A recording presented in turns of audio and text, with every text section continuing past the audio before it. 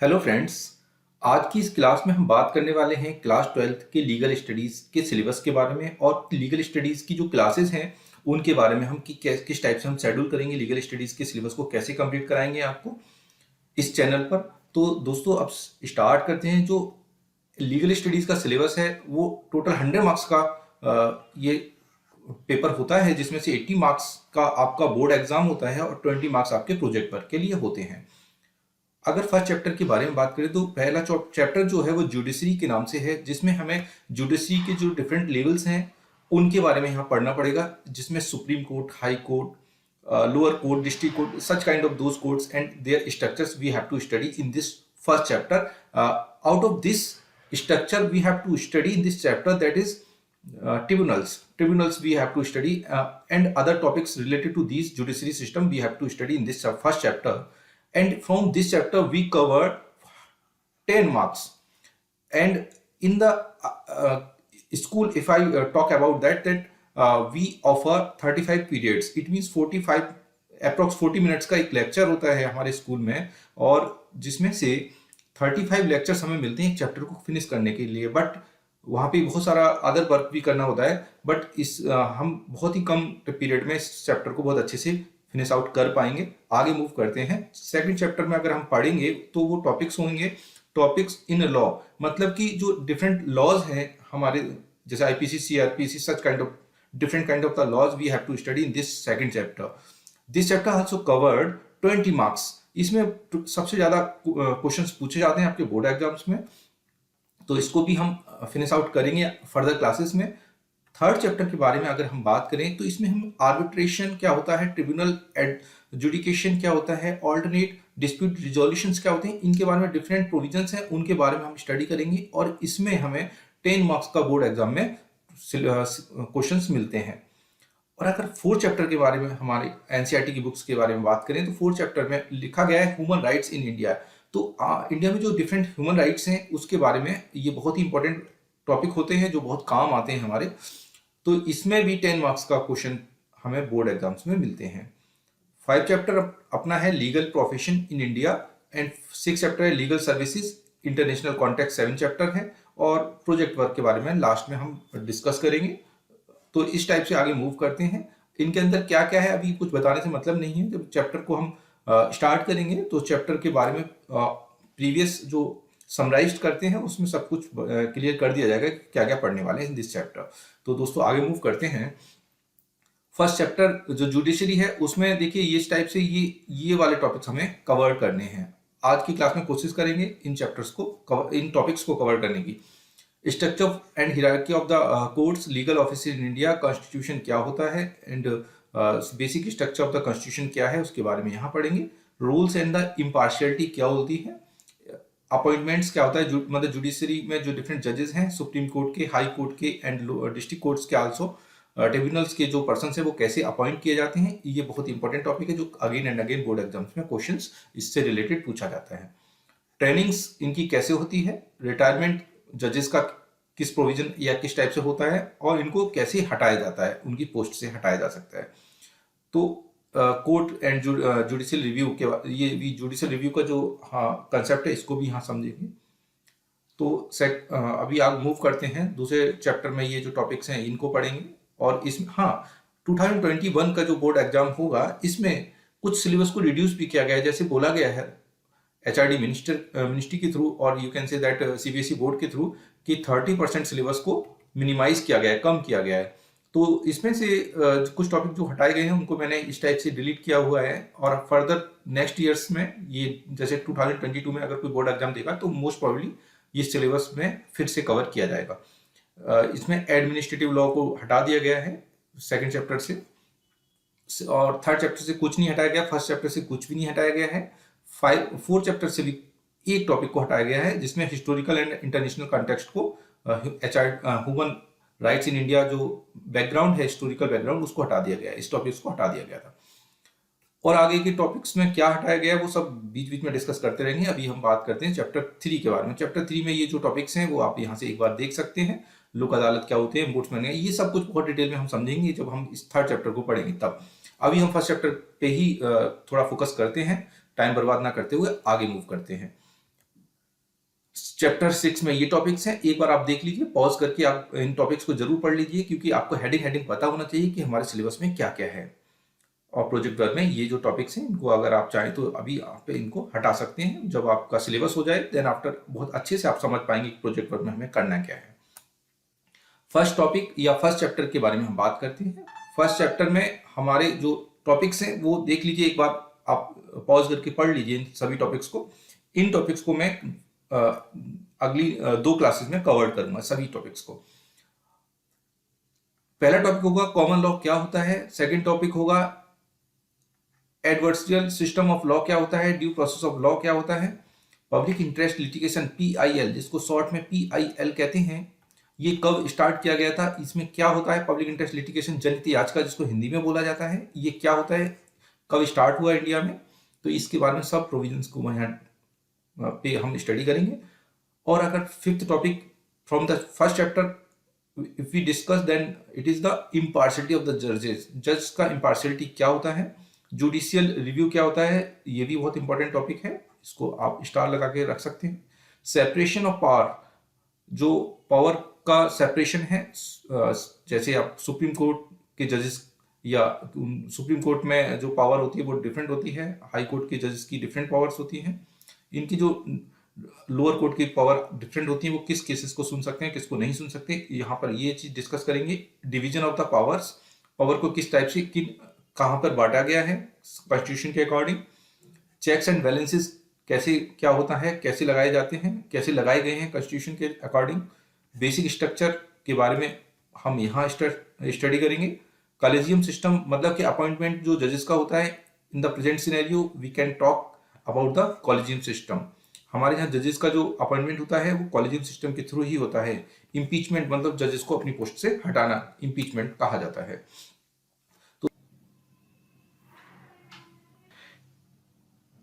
Hierarchy and structure of the courts in India, it means ये है कि India में जो कोर्ट सिस्टम या जुडिशरी सिस्टम है उसकी हिरार्की कैसी है। तो इंडिया में जो कोर्ट सिस्टम या जुडिशरी उसकी हिरार्की है वो सिंगल इंटीग्रेटेड है। और अगर बात करें गवर्नमेंट की, तो गवर्नमेंट जो सिस्टम है हमारे यहाँ पर वो फेडरल काइंड है। फेडरल का मतलब ये है कि स्टेट्स गवर्नमेंट अलग होती हैं हमारे यहाँ पर और सेंट्रल गवर्नमेंट अलग होती है। तो स्टेट और सेंट्रल गवर्नमेंट एक डिफरेंट अपने अपने एरियाज में काम करती है, जबकि जो जुडिशरी है उसके लिए ऐसा कोई सिस्टम नहीं है। जुडिशरी में क्या है कि स्टेट गवर्नमेंट के लिए और सेंट्रल गवर्नमेंट के लिए जो भी डिस्प्यूट या जो भी केसेस होते हैं उसके लिए एक ही single kind of the hierarchy system है in the judiciary in India. तो इसका मतलब ये है सिंगल इंटीग्रेटेड सिस्टम। तो अगर अभी आपको और भी क्लियर हो जाएगा जब हम इसका स्ट्रक्चर को इस डायग्राम के थ्रू समझेंगे। इंडिया में जो सुप्रीम बॉडी है जिसको एपेक्स बॉडी ऑफ जुडिशरी बोला जाता है, that is the supreme court of India. ये कहां पर है, ये न्यू दिल्ली में है। और ये कब बना था इसके बारे में आगे अभी बात करेंगे। अभी केवल हम ज्योग्राफिकल या जो इसका डायग्राम है इसको समझ लेते हैं। सुप्रीम कोर्ट ऑफ इंडिया जो एक एपेक्स बॉडी है, और इसी टाइप से अगर हम बात करें कि डिफरेंट स्टेट्स में एक हाई कोर्ट होती है। अब ये हाई कोर्ट का जो प्रोविजन है ये जरूरी नहीं है कि सेपरेट स्टेट्स में एक ही हाई कोर्ट हो। कुछ स्टेट ऐसे हैं जिन 2 या 3 4 कुछ स्टेट ऐसे भी हो सकते हैं जिनके लिए केवल एक ही हाई कोर्ट काम कर रही होती है। अगर हम बात करें कि इनके नीचे सबसे ऊपर सुप्रीम कोर्ट, उनके नीचे अगर बात करें तो हाई कोर्ट, और इनका उनके नीचे डिस्ट्रिक्ट कोर्ट या जिनको सब ऑर्डिनेट कोर्ट भी कह सकते हैं। डिस्ट्रिक्ट कोर्ट के नीचे भी सब ऑर्डिनेट कोर्ट होते हैं। जैसे अगर हम बात करें डिस्ट्रिक्ट कोर्ट में, तो डिस्ट्रिक्ट कोर्ट में 2 टाइप के कोर्ट होते हैं जनरली। पहला होता है सिविल कोर्ट। ये जो सिविल कोर्ट होता है ये फाइनेंशियल डिस्प्यूट से संबंधित केसेस को रिजॉल्व करते हैं, जबकि क्रिमिनल कोर्ट होते हैं ये क्राइम से रिलेटेड जैसे murder, such kind of these activity जो क्रिमिनल केसेस होती हैं उनको डील करते हैं। जबकि अगर हम ट्रिब्यूनल्स के बारे में बात करें तो ट्रिब्यूनल क्या होते हैं उनके बारे में अभी बात करेंगे। ये जो ट्रिब्यूनल्स होते हैं ये taxes, service taxes, consumer labour, such kind of these dispute जो होते हैं उनको रिजॉल्व करते हैं। ये स्पेसिफिक केसेस के लिए अपॉइंट किए जाते हैं ट्रिब्यूनल्स। और होते क्या है, these are the to supplement the functioning of the courts. मतलब जो कोर्ट्स हमारे यहाँ सभी को पता है, आप लोगों को भी पता है कि कोर्ट के पास कितना ज्यादा लोड होता है। तो उन लोड को कम करने के लिए, उनको सपोर्ट करने के लिए, कोर्ट्स को सपोर्ट करने के लिए ट्रिब्यूनल्स को अपॉइंट किया जाता है। There exist specialized tribunals to adjudicate the sector-specific claims such as the labor, consumer, service matter and the disputes. Such kind of matters को resolve करने के लिए and to support the different courts, tribunals are be appointed. और आगे move करते हैं supreme court of India के बारे में। अब यहाँ पर हम डिटेल में थोड़ा शॉर्टकट में बात कर लेते हैं। Supreme court of India that was established in 28 January 1950. When the Supreme Court of India established, at that time there were one CJI and 7 judges in the Supreme Court. मतलब total number of member in supreme court 1950 में 8 हुआ करते थे। बाद में parliament के different provisions के according supreme court के जो जजेस होते हैं उनकी संख्या, उनकी जो नंबर ऑफ जजेस हैं उनको कौन इंक्रीज कर सकता है, पार्लियामेंट के थ्रू, पार्लियामेंट के प्रोविजन को पास किया जाता है, उसके बाद में जजेस को बढ़ाया या कम किया जा सकता है। इन द प्रेजेंट अगर हम बात करें कि सुप्रीम कोर्ट में टोटल नंबर ऑफ जजेस हैं तो वो 34 हैं, और जिसमें से एक तो सीजीआई हैं, chief justice of India CJI, और 33 नॉर्मल जजेस हैं। ये जो सीजीआई हैं अभी के प्रेजेंट में कौन है आप बता सकते हैं? बताइए, नहीं याद है तो मिस्टर बोबड़े जी हैं। इनका पूरा नाम आप कमेंट करें तो मुझे बहुत अच्छा लगेगा। आगे मूव करते हैं रिप्लेस। अगर इन रिप्लेस्ड जो सुप्रीम कोर्ट ऑफ इंडिया, इसने जब ये मतलब बनाई गई थी 1950 में, तब इसने रिप्लेस किया था federal court of India and judicial committee of the privy council. मतलब ये दो बॉडी हैं, ये काम कर रही थी 1950 में फ्रॉम द कॉलोनियल पीरियड। तो इन दो बॉडीज को डिस्प्लेस कर दिया था सुप्रीम कोर्ट ऑफ इंडिया ने। तो ये किन दो बॉडी को हटा दिया गया था, तो इनका नाम थोड़ा याद रखना चाहिए आप लोगों को। आगे मूव करते हैं high court of India. In the present scenario we will discuss that what is the supreme high. अगर हम हाई कोर्ट ऑफ इंडिया के बारे में बात करें तो अभी प्रेजेंट में 25 हाई कोर्ट इंडिया में हैं, डिफरेंट जो स्टेट्स में काम कर रही हैं। इनका जो जुरिस्डिक्शन होता है वो अपने मतलब इनके जो ज्योग्राफिकल एरिया है उस स्टेट का, उसके अंदर में जो भी क्राइम होता है उनके बारे में ये सुन सकती हैं। जबकि सुप्रीम कोर्ट ऑफ इंडिया जो है वो इंडिया में किसी भी एरिया में कोई भी केस होता है उसके बारे में सुनवाई कर सकती है। जैसे अगर बात करें high court of India, Allahabad high court, मतलब जो यूपी की इलाहाबाद हाई कोर्ट है, वो यूपी की बाउंड्री के अंदर कोई भी केस होता है, चाहे वो सिविल मैटर का हो चाहे क्रिमिनल मैटर का हो, इन दोनों ही मैटर में सुनवाई कर सकता है यूपी की इलाहाबाद हाई कोर्ट।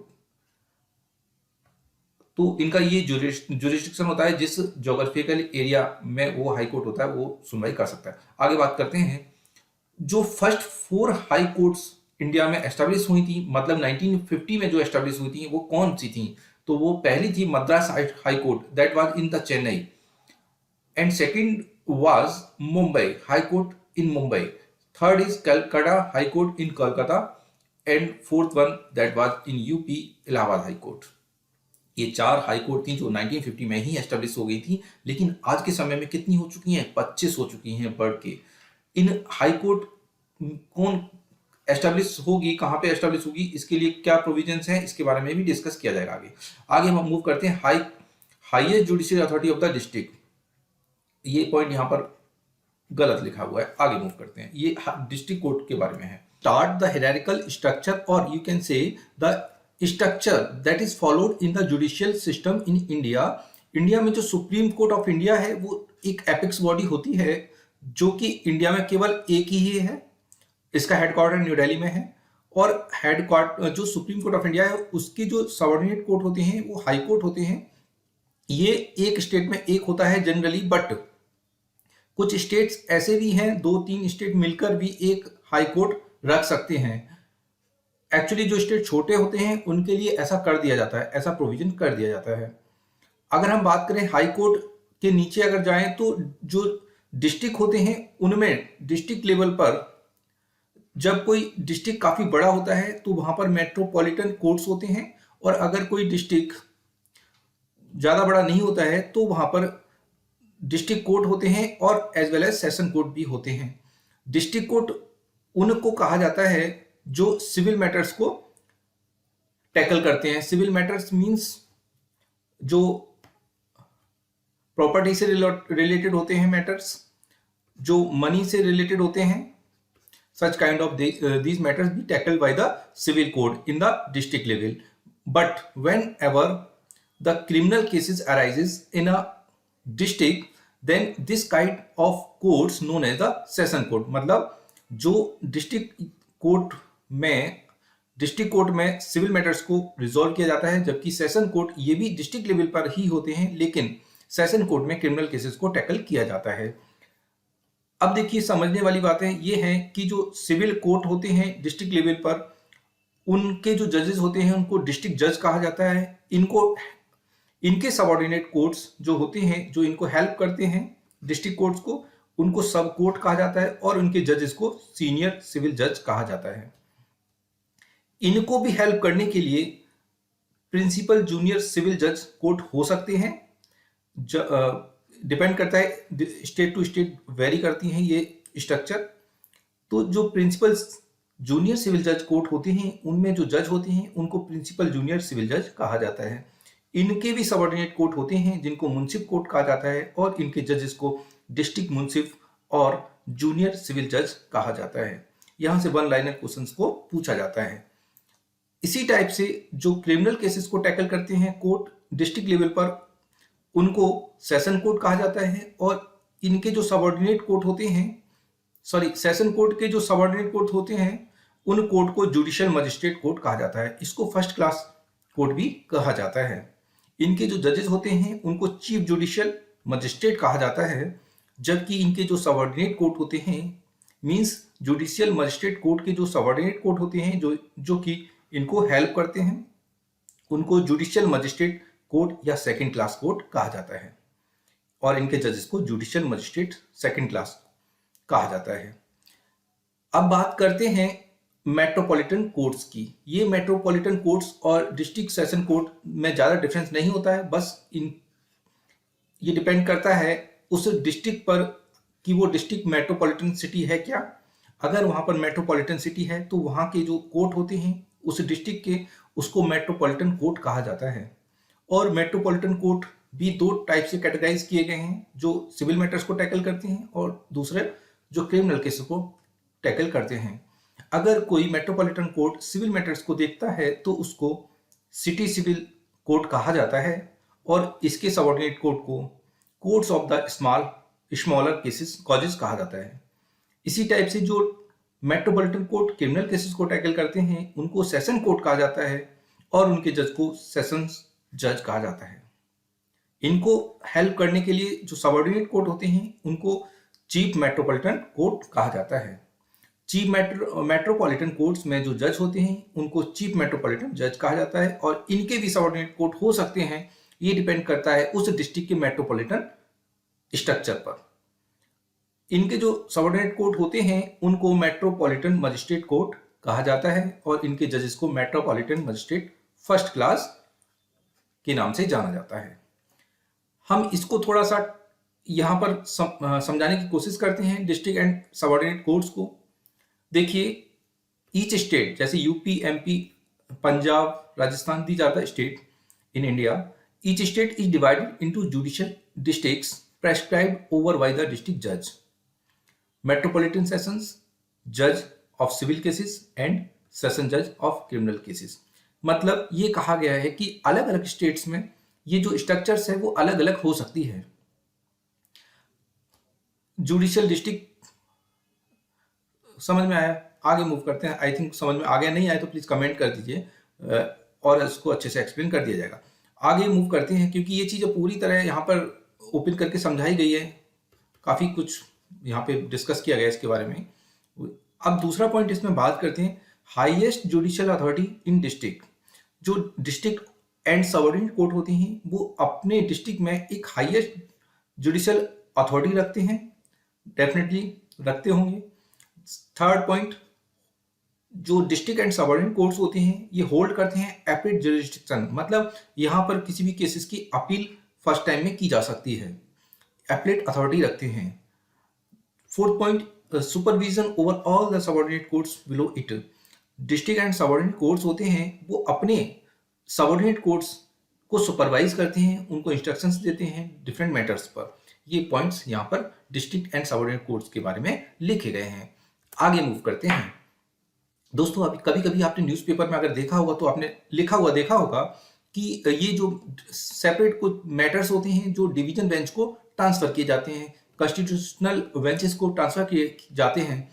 तो क्या होते हैं ये टर्म्स? डिवीजन बेंच मीन्स होता है कि अगर कोई भी एक ऐसा मैटर है जिसकी सुनवाई दो से अधिक 2 या 3 जजेस, 2 और 3 जजेस अगर किसी भी मैटर को सुन रहे हैं, लिसन कर रहे हैं, तो उस बेंच को बोला जाता है डिवीजन बेंच। मतलब डिवीजन बेंच में कितने जजेस सुनवाई करते हैं? 2 या 3। जबकि कॉन्स्टिट्यूशनल बेंच का मतलब होता है ऐसी बेंच या ऐसी नंबर ऑफ जजेस जो किसी मैटर को स्पेसिफिक मैटर को सुनने के लिए अपॉइंट किए जाते हैं। इसमें जो कॉन्स्टिट्यूशनल बेंच होते हैं, इसमें नंबर ऑफ जजेस 5 to 13 हो सकते हैं, 7 हो सकते हैं, 9 हो सकते हैं, 11 भी हो सकते हैं, 13 भी हो सकते हैं, इससे ज़्यादा नहीं। तो ऐसी बेंच को कॉन्स्टिट्यूशनल बेंच कहा जाता है। ये बहुत ही स्पेसिफिक मैटर्स को सुनने के लिए अपॉइंट की जाती है। और अगर बात करें थर्ड टर्म की, बार का मतलब होता है कि ग्रुप ऑफ लॉयर्स, मतलब जो वकील होते हैं उन लॉयर्स का ग्रुप जो होता है उसी को बार बोलते हैं। बार काउंसिल, जैसे वर्ड सुना होगा बार काउंसिल। बार काउंसिल का मतलब जजेस का, वो सॉरी लॉयर्स जो वकील हैं उनका ग्रुप। अब हम मूव करते हैं जो बहुत इंपॉर्टेंट टॉपिक है, ट्रिब्यूनल्स क्या होती हैं। Tribunals is a semi judicial body. It means क्या है कि जुडिशियल बॉडी तो है, बट किस टाइप की है? सेमी मतलब कि इसमें ट्रिब्यूनल जो अपॉइंट किया जाता है, इसमें जो पर्सन्स अपॉइंट किए जाते हैं उनका जो बैकग्राउंड होता है, मतलब कि जो अपॉइंटमेंट होता है, उनका अपॉइंटमेंट वो नॉन जुडिशियल होता है। नॉन जुडिशियल मतलब कि जो पर्सन होते हैं वो किसी लॉ का एग्जाम पास करके नहीं आते हैं, जबकि उनका जो वर्क होता है वो जुडिशरी का होता है। इसका एक एग्जाम्पल से समझते हैं कि अगर कोई आईएएस है, इट मीन्स कोई डीएम सर हैं, और इन डीएम सर को अगर कोई काम दे दिया जाता है जुडिशरी का, तो ऐसे पर्सन को सेमी जुडिशियल पर्सन कहा जाएगा। मीन्स डीएम सर यूपीएससी का एग्जाम क्रॉस करके आए हैं, कोई लॉ का एग्जाम या किसी जज का एग्जाम पास करके तो नहीं आए हैं, बट वो वर्क क्या कर रहे हैं, एक एज ए जुडिशरी बॉडी काम कर रहे हैं। तो ऐसे पर्सन को सेमी जुडिशियल बॉडी कहा जाएगा। तो ट्रिब्यूनल में जो पर्सन होते हैं वो सेमी जुडिशियल बॉडीज के तौर पर काम करते हैं। सेकेंड पॉइंट, कॉन्स्टिट्यूटेड अंडर, जो ट्रिब्यूनल को बनाया जाता है, अपॉइंट किया जाता है as a constitutional mandate and the legal enactment. Law को इनेक्ट करने के लिए अपॉइंट किया जाता है, और ये एक कॉन्स्टिट्यूशनल मैंडेट रखते हैं, संवैधानिक अधिकार होते हैं इनके, कॉन्स्टिट्यूशन के अकॉर्डिंग इनको बनाया जाता है। इनका जो एम होता है, वो पहला एम ये होता है कि increasing the efficiency in the resolving the dispute and reducing the burden of the courts. जो कोर्ट्स होते हैं हमारे, उन पे काफी एक्स्ट्रा बर्डन होता है, उस बर्डन को कम करने के लिए ट्रिब्यूनल्स को अपॉइंट किया जाता है। और जो कोर्ट होती है उनकी एफिशिएंसी को भी इंक्रीज करने के लिए ये अपॉइंट किए जाते हैं। दूसरा, complement and the supplement the role of courts in maintaining law and justice. Law and justice को मेंटेन करने के लिए भी ट्रिब्यूनल्स को अपॉइंट किया जाता है। इनके एग्जाम्पल समझते हैं, कैट, सेट, नैनजीटी, टीडी, सेट। ये जो एग्जाम्पल्स हैं ये ट्रिब्यूनल्स के एग्जाम्पल हैं। ये कैट की फुल फॉर्म क्या है, सेट की फुल फॉर्म क्या है, एनजीटी की फुल फॉर्म क्या है, इनकी फुल फॉर्म आपको कमेंट करके बतानी है। और अगर नहीं समझ में आए इनके, तो आप कमेंट में पूछ सकते हैं क्वेश्चन मार्क लगा के, I will written in the comment section. NGT तो बहुत फेमस है, आप लोग पढ़ते रहते होंगे, ये national green tribunals. TT set की भी फुल फॉर्म आपको बतानी है। अच्छा, तो टीटी सेट एक्चुअली क्या है, ये फंक्शंस काम करती है अलोंगसाइड द रेगुलेटर ट्राई। जो telecom regulatory authority of India है, ट्राई है, उसके अंडर टीटी सेट काम करती है। जो जितनी भी ये ट्रिब्यूनल्स हैं, ये किसी ना किसी बॉडी या किसी सेंट्रल गवर्नमेंट या स्टेट गवर्नमेंट के अंडर, किसी भी बॉडी के अंडर, मिनिस्ट्री के अंडर काम करती हैं, उनके रेगुलेशंस में काम करती हैं। इसी टाइप से टीटी सेट किसके अंडर काम करती है, ट्राई के अंडर काम करती है। आप कुछ क्वेश्चंस को, 2 क्वेश्चन हैं जो कि बोर्ड एग्जाम्स में, प्रीवियस एग्जाम्स में पूछे गए हैं, उनके बारे में हम बात करते हैं। पहला question, discuss the structure and the hierarchy of courts in India. तो ये हमने डिस्कस किया है इसी क्लास में। दूसरा, इसका आंसर आप लिख के बताएंगे अप्रोक्स 80 वर्ड्स में आप एक्सप्लेन कर सकते हैं इसको। 80 to 100 वर्ड भी हो सकता है इसका, 100 भी कर सकते हैं। सेकंड क्वेश्चन के बारे में है कि what are the tribunals. Tribunals क्या है, यहाँ पे लिखा हुआ है, इनके बारे में आप यहीं से डेफिनेशन बता सकते हैं। What is the aim of creating the tribunal. Tribunal को क्यों बनाया जाता है, इनका एम क्या होता है। And give some examples of tribunal. Tribunal के कुछ एग्जांपल बताने हैं, इनकी फुल फॉर्म मैंने बताई नहीं है लेकिन आपको बतानी है। And why they are created, और ये क्यों बनाए जाते हैं, इनके बारे में आपको बताना है। तो इन क्वेश्चंस का आंसर आप लिखिएगा और आप चाहे तो वहाँ पे इमेज फोटो खींच के वहाँ पे डाल दीजिए, मैं चेक करके बताऊंगा आपको। आगे बात करते हैं, ये भी आप, अच्छा ये भी 100 वर्ड्स में कवर कर सकते हैं आप, 100 to 120 भी हो सकते हैं इसमें, 120 वर्ड भी हो सकते हैं क्योंकि ये लंबा क्वेश्चन हो जाएगा। तो दोस्तों पहली क्लास हमारी हो गई जिसमें हमने थोड़ा सा बेसिक 3 से 4 क्वेश्चंस को कवर किया है वैसे इस क्लास में। और अगली नेक्स्ट 2 क्लासेस में ये चैप्टर 1 जो है हमारा लीगल स्टडीज का, उसको हम फिनिश आउट कर लेंगे। सेकंड क्लास में हम कुछ स्पेसिफिक टॉपिक 4 टॉपिक्स को लेंगे और रिमेनिंग जो सेक्शन होगा वो थर्ड क्लास में करेंगे, और जो भी डाउट्स होंगे वो भी थर्ड क्लास में रिजॉल्व कर लेंगे। इस टाइप से हमारा पहला चैप्टर फिनिश आउट हो जाएगा। तो दोस्तों अगर आप मुझे फॉलो करना चाहते हैं तो यूट्यूब चैनल पे जरूर आप सब्सक्राइब कर दीजिए और लाइक करना मत भूलिए अगर आपको अच्छा लगा तो। और दोस्तों मैं चाहूँगा कि आप शेयर भी करें जिससे कि अदर जो स्टूडेंट हैं उनको भी कुछ हेल्प मिल जाए इससे। और फेसबुक पे आप अगर मुझे लाइक या फॉलो कर लेते हैं फेसबुक पे, तो दोस्तों जरूर आपको वहाँ पे पता चल जाएगा कब मैंने वीडियो नेक्स्ट अपडेट कर दी है, अपलोड कर दी है। इंस्टा पे आप फॉलो कर लीजिए जिससे कि नोट्स वगैरह भी मिल जाएं। सॉरी, टेलीग्राम पर, ये इंस्टा है और टेलीग्राम पे भी आप फॉलो कर लीजिए प्लीज। और एनसीईआरटी जंक्शन एक वेबसाइट है जिस पर सभी चीजें अपडेट कर दी जाएंगी, अपलोड कर दी जाएंगी, इससे आप इसको डाउनलोड कर सकते हैं। Thank you very much.